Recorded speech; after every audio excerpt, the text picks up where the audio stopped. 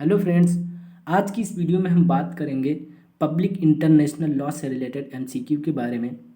अगर आप हमारे चैनल पर पहली बार आए हैं तो चैनल को सब्सक्राइब जरूर करिए और साथ में बेल ऑन कर लीजिए ताकि जब भी मैं वीडियो अपलोड करूं आपको वीडियो की जानकारी नोटिफिकेशन के माध्यम से मिलती रहे। ठीक है, तो वीडियो में हमारे साथ अंत तक बने रहिएगा और सारे क्वेश्चंस प्रैक्टिस करिए आप लोग। ठीक है, जितने भी वीडियोस के माध्यम से मिल रहे हैं आपको क्वेश्चंस, इनको अच्छे से आप तैयार करिए। ठीक है, और वीडियो को ज़्यादा से ज़्यादा शेयर करें अपने फ्रेंड्स के बीच ताकि आपके साथ साथ आपके फ्रेंड्स लोग भी एग्ज़ाम की तैयारी कर सकें। ठीक है, तो लापरवाही ना बरतें। आप लोग जानते हैं आपके एग्ज़ाम जो है दिसंबर के प्रथम सप्ताह से शुरू होना तय हुआ है। ठीक है, और अभी स्कीम तो नहीं आई है लेकिन डेट शीट के हिसाब से आप लोग तैयारी कर रहे हैं। ठीक है, तो तैयारी बंद मत करिए, तैयारी कंटिन्यू करते रहिए। ठीक है, जैसे ही स्कीम आ जाएगी आपको जानकारी वीडियो के माध्यम से हम ज़रूर देंगे। ठीक है, तो आप लोग अपने एग्ज़ाम की तैयारी कंटिन्यू करते रहें। जो भी पेपर्स पढ़ चुके हैं, ठीक है, उनका रिवीजन करते रहें बीच बीच में, और जो कंटिन्यू चल रहा है जो पेपर, इसके क्वेश्चंस आप तैयार करते चलिए। ठीक है, लापरवाही बिल्कुल ना बरतें, सारे क्वेश्चंस देखिए वीडियो के। ठीक है, तो चलिए देर न करते हुए बात करते हैं एमसीक्यू की। तो वीडियो में हमारे साथ अंत तक बने रहिएगा। क्वेश्चन नंबर पहला कहता है कि प्रत्येक राज्य को किस राज्य क्षेत्र में अधिकारिता प्राप्त होती है। तो आपको याद रखना है अपने ही राज्य क्षेत्र में। ठीक है, अपने ही राज्य क्षेत्र में अधिकारिता प्राप्त होती है। क्वेश्चन नंबर दूसरा क्या कहता है, ध्यान से सुनिएगा। यदि अभियुक्त अपराध करने के बाद किसी अन्य देश में रहने लगता है या वहां की नागरिकता ग्रहण कर लेता है तो इससे उस देश के न्यायालयों को उस अपराध के संबंध में अधिकारिता प्राप्त नहीं हो जाती। तो यह किस वाद में निर्णित किया गया है। तो आपको याद रखना है central bank of India limited बनाम राम नारायण वाद में। ठीक है, क्वेश्चन नंबर तीसरे की बात करेंगे। क्वेश्चन नंबर तीसरा कहता है कि दांडिक अधिकारिता के संबंध में अंतर्राष्ट्रीय विधि में कितने मुख्य सिद्धांत हैं।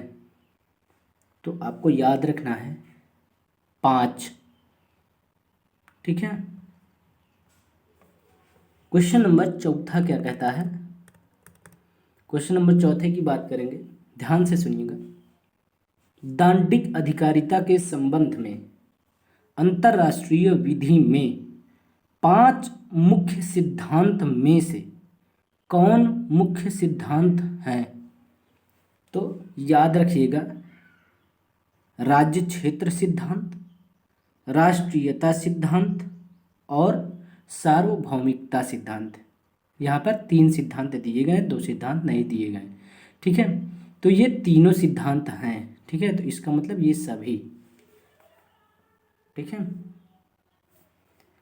क्वेश्चन नंबर 5वां क्या कहता है कि निम्न में से किसने सुविधा भार की परिभाषा दी है।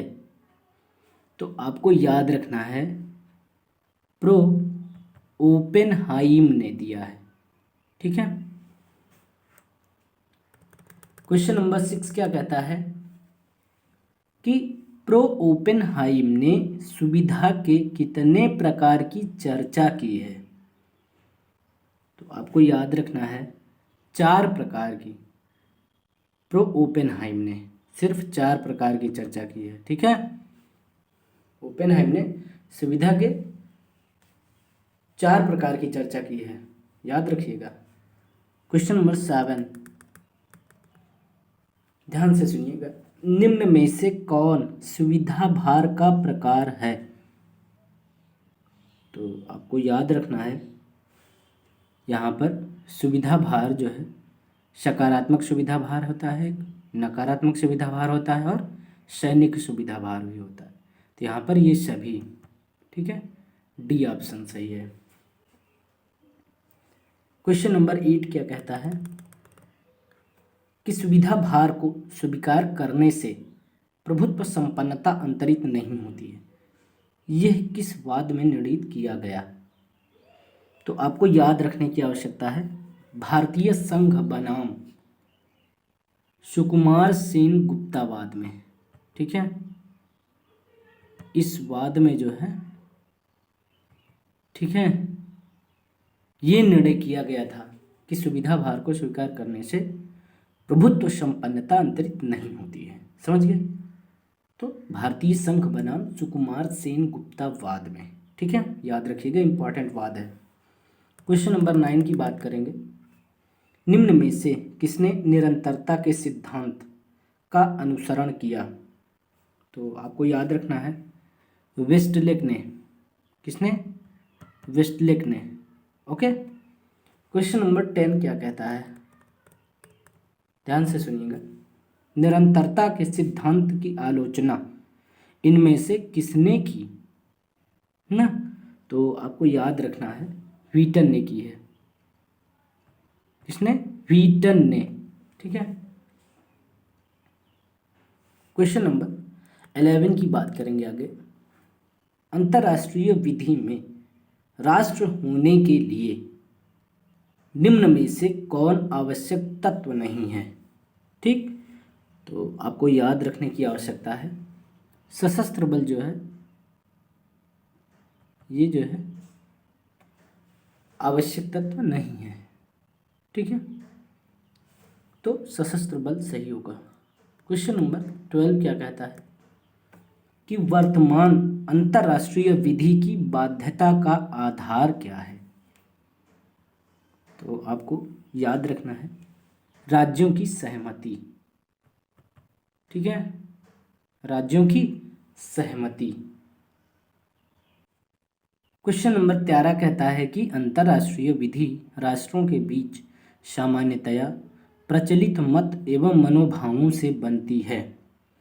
तो यह किसका कथन है? आपको बताना है।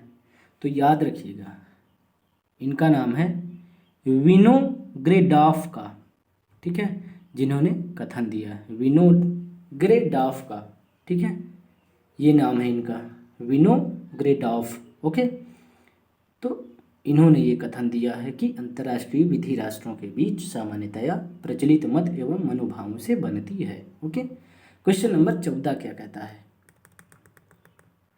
कि संरचनात्मक सिद्धांत निम्न में से किस पर आधारित है? तो आपको याद रखना है राज्य के हितों की संरक्षा पर आधारित होता है, ठीक है, याद रखिएगा, इंपॉर्टेंट क्वेश्चन है।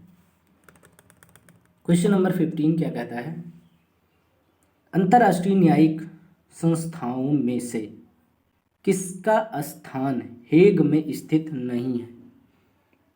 ठीक है, तो आपको याद रखना है अंतर्राष्ट्रीय सागर विधि अधिकरण, ठीक है, याद रखिएगा, अंतर्राष्ट्रीय सागर विधि अधिकरण। क्वेश्चन नंबर 16 की बात करेंगे। संयुक्त राष्ट्र चार्टर का कौन सा अनुच्छेद घरेलू क्षेत्राधिकार से संबंधित है? तो आपको याद रखने की आवश्यकता है अनुच्छेद 27 के अंतर्गत, ठीक। क्वेश्चन नंबर 17 मतलब 17 क्वेश्चन नंबर क्या कह रहा है कि संयुक्त राष्ट्र संघ का कौन सा मुख्य अंग नहीं है?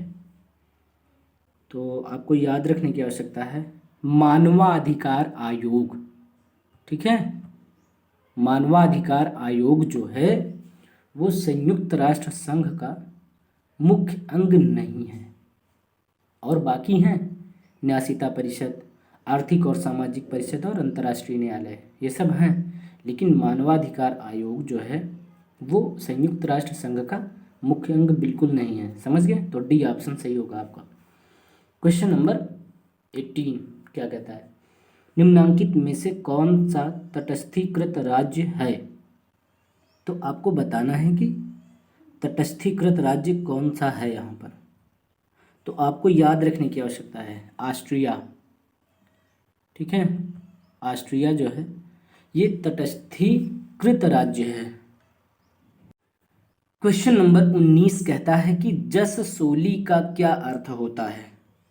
तो आपको याद रखना है, बहुत ही इंपॉर्टेंट क्वेश्चन है। जससोली का अर्थ होता है भूमि का सिद्धांत। क्वेश्चन नंबर 20 क्या कहता है कि संयुक्त राष्ट्र संघ के चार्टर में, ठीक है, कुल कितने अध्याय और अनुच्छेद हैं। तो आपको याद रखने की आवश्यकता है 19 अध्याय, ठीक है, 111 अनुच्छेद, याद रखिएगा, इंपॉर्टेंट क्वेश्चन है। क्वेश्चन नंबर 21 क्या कहता है कि यूनेस्को का मुख्यालय कहाँ स्थित है। तो आपको याद रखने की आवश्यकता है पेरिस में। कहाँ पर? पेरिस में है, ठीक है। यूनेस्को का मुख्यालय कहाँ पर है? पेरिस में। क्वेश्चन नंबर 22 क्या कहता है कि विश्व बौद्धिक संपदा संगठन का मुख्यालय कहाँ है। तो आपको याद रखना है जेनेवा में है, ठीक है। क्वेश्चन नंबर 23 कहता है कि सार्क संगठन में कुल कितने देश हैं। तो आपको याद रखना है सार्क संगठन में ना केवल 8 देश होते हैं, समझ गए, टोटल 8 देश होते हैं, ठीक है। क्वेश्चन नंबर 24 क्या कहता है कि मानवाधिकार संरक्षण अधिनियम 1993 कब लागू किया गया था। तो आपको याद रखना है 28 सितंबर 1993 को लागू किया गया था, ठीक है, 28 सितंबर 1993 को। क्वेश्चन नंबर 25 क्या कहता है कि डोकलाम विवाद निम्न किन 2 राष्ट्रों के मध्य विवादित बिंदु रहा है। तो आपको याद रखना है भारत और चीन, ये विवाद पूछा जा सकता है। डोकलाम विवाद निम्न किन 2 राष्ट्रों के मध्य विवादित बिंदु रहा, भारत और चीन के बीच, मतलब इंडिया और चाइना के बीच, ओके, याद रखिएगा, इंपॉर्टेंट क्वेश्चन का आंसर है ये। आई होप कि आपको वीडियो पसंद आई होगी। आप लोग वीडियो को लाइक नहीं करते हो तो आप लोग प्लीज़ वीडियो को लाइक कर दिया करें, फ्री में लाइक होता है, ठीक है। और चैनल पर पहली बार आए हैं तो चैनल को सब्सक्राइब कर लीजिए और नोटिफिकेशन पाने के लिए, ठीक है, बेल ऑन कर लीजिए ताकि हमारी वीडियोस की जानकारी आपको नोटिफिकेशन के माध्यम से सबसे पहले मिले, ठीक है। और अपने फ्रेंड्स के साथ इस वीडियो को अभी तक शेयर नहीं किया तो शेयर कर दीजिए, ठीक है। और इस वीडियो के सारे क्वेश्चंस तैयार करिए। अब हम आपसे नेक्स्ट वीडियो में मिलेंगे। बहुत बहुत धन्यवाद।